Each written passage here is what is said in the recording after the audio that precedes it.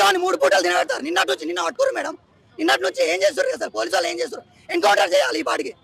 అంత చిన్న పిల్లను 10 ఇయర్స్ బాబా మేడం, 10 ఇయర్స్ బాబా. ఆ బాబాకు ఏం తెలియదు. 21 పోట్లు ఓడిచిండంటే వాడు అంటే తెలిసి ఓడిచిండా తెలియక ఓడిచిండా మేడం? ఆ బ్యాట్కి వచ్చినాడు కళ్ళు మూసుకొని ఇష్టానికి. ఆ పాప ఒక్క పోటుతో ఓడిచే పాపమే, ఒక్క పోటుకు చచ్చిపోయే పాప. అలాంటిది 21 పోట్లు, అది కూడా కడుపులో 7, మేడ మీద 14. అట్ ఎట్లా చేస్తాం? మొత్తం పొడిచి మంచి ప్లాన్ ప్రకారం వచ్చి కత్తి తీసుకొని వచ్చి మరి పొడిచిండు మేడం వాడు. అలాంటిది వాడిని ఇంకా పోలీస్ స్టేషన్లో కూర్చోబెట్టుకొని 3 పూటలు అన్నం పెడుతుర్రు. కోర్టుకు తీసుకుపోతారు. ఓ 4 నెలలు కాగానే ఏం చేస్తారు? వాడు మంచిగా మరి అన్ని చూసుకొని బాబు నువ్వు మంచోనిరా వెళ్ళిపో అంటారు. తర్వాత వాడు ఇంకో దగ్గరకు పోయి ఇంకోటి ఏమైనా చేస్తాడు. దాని తర్వాత ఎవరు రెస్పాన్సిబుల్? అప్పుడు నెక్స్ట్ అప్పుడు ఏం చేస్తుండే? మొత్తం ప్లాన్ ప్రకారం దొరకకుండా చేస్తుండే. అప్పుడు ఎన్ని పనాలు తీసాడు? ఎంతవరకు పోలీసు వాళ్ళు నెంగుతారు? ఇప్పుడే 4 days పట్టింది. ఆడు పోరానికి 4 days పట్టింది నెంగడానికి. అలా నెక్స్ట్ ప్లాన్ చేసుకొని ఇంకెన్ని చేస్తాడు మేడం వాడు? వాడు ఇంకా కూర్చోబెట్టుకొని ఏం చేస్తాడు?